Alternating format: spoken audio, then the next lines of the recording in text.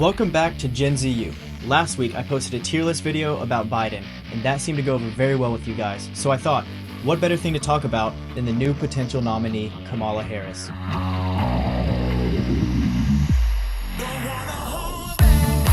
On Sunday morning, Biden's team was adamant that he wasn't quitting, but by the afternoon, there was no press conference, just this one tweet.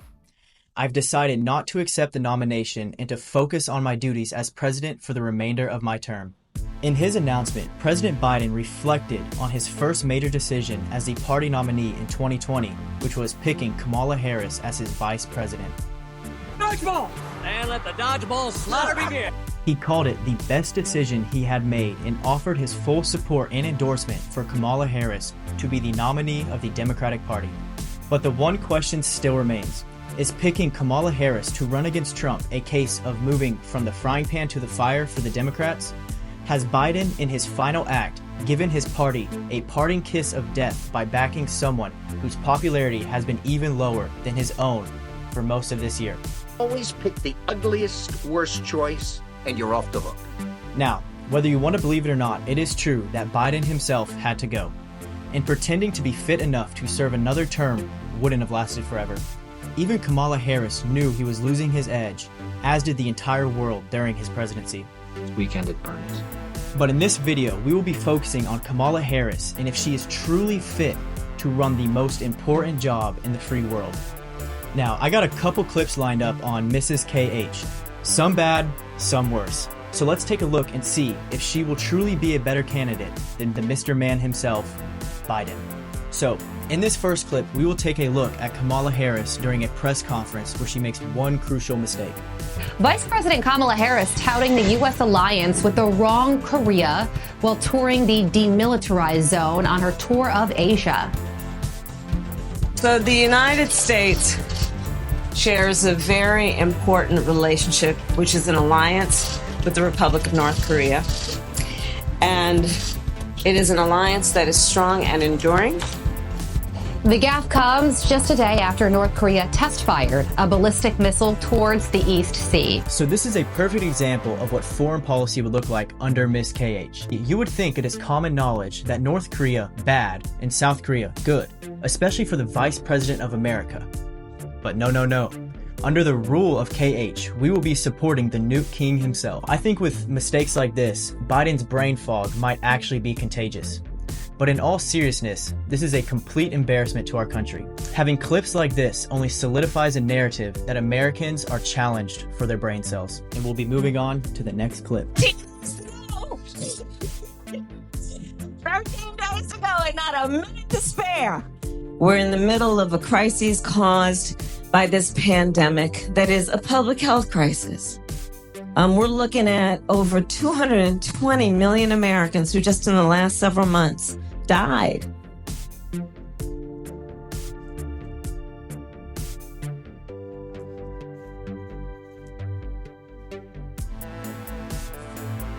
Okay, so I just ran those numbers, and it did take me a couple weeks, but I think I finally figured out what she's onto. Nothing. But maybe on the off chance she does believe that we actually lost over 60% of the population to COVID, this could explain why the administration she's a part of is letting around 10 million illegal immigrants in and giving them a very comfy place to stay. Moving on to the next clip. I think I wanted to talk to you about it. Let me just quickly put a button. Okay. Do you have any plans to visit the border? I'm here in Guatemala today. At some point, we are going to the border. We've been to the border. So this whole thing about the border, we've been to the border. We've been to the border. You haven't been to the border.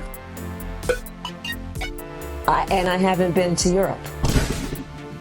And I don't understand the point that you're making. I'm not discounting the importance of the border. Now this right here is a perfect example of an A+ question dodge. This is what every single procrastinated high school presentation sounds like. I'm truly convinced she has no idea what is going on. Her being the VP just proves it's not about what you know, but who you know. And it's sad to see that in politics today, people like this can slip through the cracks with very little knowledge of our complex world. Part of me wants to believe in the conspiracy theories like the Illuminati running the world behind the scenes, because at least they actually know what they're doing. In reality, we have ignorant people like this running the most powerful country in the world. And I know that is a very hard concept to grasp onto, so I'm just gonna sit back here and sip my copium and hope the Illuminati got it under control, because we really don't. I can imagine what can be and be unburdened by what has been. You know? What can be unburdened by what has been. There are those who are unable to see what can be. But there are many more who are able to see what can be unburdened by what has been. Remember Venn diagrams, those 3 circles? Right. And then let's just see where they overlap. You will not be surprised because I have constructed a Venn diagram on this. Remember those 3 circles, how they overlap? I love Venn diagrams. So I just do. Whenever you're dealing with conflict, pull out a Venn diagram, right? And so, you know, the 3 circles. Ukraine is a country in Europe. It exists next to another country called Russia. Russia is a bigger country. Russia is a powerful country. Russia decided to invade a smaller country called Ukraine. So basically that's wrong. So she has obviously only latched on to the very first philosophical thought she has ever had in her entire existence, and she just keeps copying and pasting that very quote just to sound smarter than she really is. And then also, as we kind of digress into this video, we kind of see it's like the responses just get more chat GBT-esque, where she just keeps repeating and repeating things. I just want to challenge her to be more creative in what she says and in her thoughts. I think that it will benefit all of us. And also, I want to make a point. So putting a Venn diagram in front of Kamala will have the same exact effect as putting Cocomelon on in front of an 8-year-old child. They will both just sit there for hours on end, just infatuated with the bright colors and the simple shapes. And honestly, maybe the TikTok ban isn't such a bad thing, because this brain rot has obviously made it all the way to the Oval Office. Next clip alert. Really powerful influencers that represent, you know, television shows, from actors to musicians, like they really have a pulse of the people. And I truly believe that some of our elected officials are learning from you that policy alone, without using culture to actually shift hearts and minds of people, doesn't really make the mark for us. So can you? She has no idea what she is saying. None at all. Talk to us, because, you know, we are in the room, in the epicenter of Black culture this weekend. And there's a lot of folks in here, in particular Black women, how y'all doing, who are in this room who want to take action. They want to protect their rights. They want to be able to move and channel their energy in very intentional ways. What are some of your ideas as to how we can do that, and how important do you think culture is in particular to help us do that?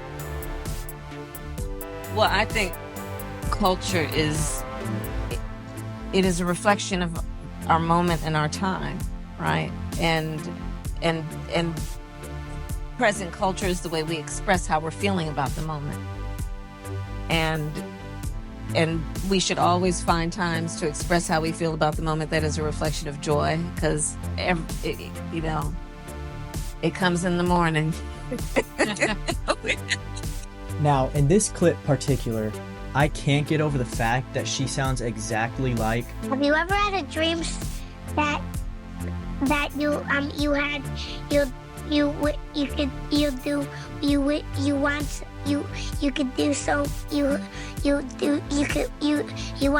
want. When she talks. After making that connection, I cannot unhear it. But besides all of that, it is insanely apparent that she has no clue what she is talking about, or even what the question was. And her tactics for this is to just start saying random buzzwords, and she always goes back to those same just philosophical quotes.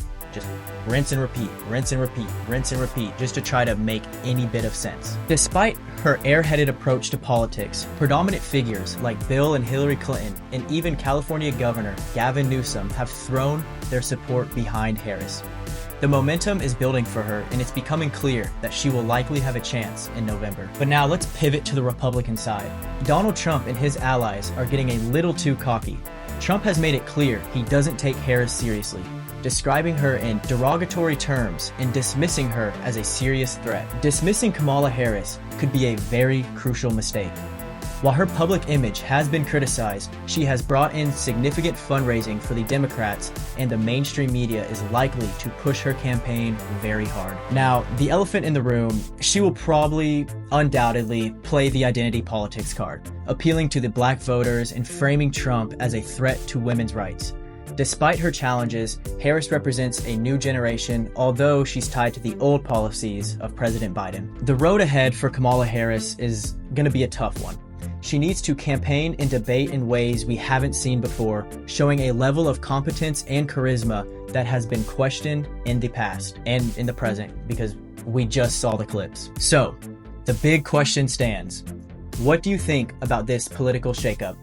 Do you believe Kamala Harris can take on Donald Trump and have a chance at even winning? Because I sure as hell hope not. Let me know your thoughts in the comments below, and don't forget to like, share, and subscribe for more updates on this more than juicy story. And don't forget, follow me on Instagram and send me some memes you want to see in these videos. Thanks for watching. Hope you guys have a good one. Peace.